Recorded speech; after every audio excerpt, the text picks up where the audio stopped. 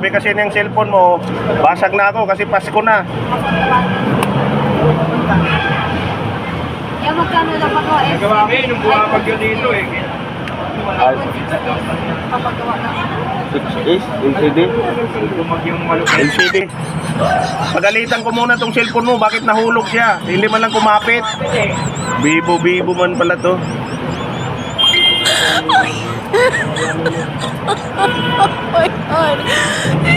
Ang problema kasi ang cellphone pag mahulog, pagalitan mo dapat.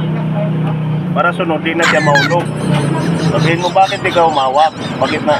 Dapat ganun. Kaya mga cellphone ko, kahit ano, di mahulog na kasi natatakot na siya eh. Pinagalitan ko eh. Ang mabasag yung LCD, mahulog ka, mabasag ka. Kaya yung cellphone ko ngayon, di na talaga nahulog. Oo nga. Ito, nakapon naman eh. Kahapon na pagalitan mo ngayon. Bakit nagre-restart ka na cellphone ka?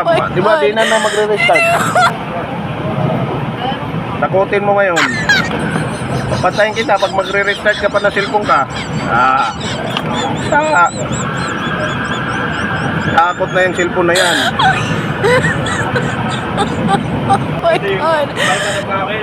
Buti ka mo, walang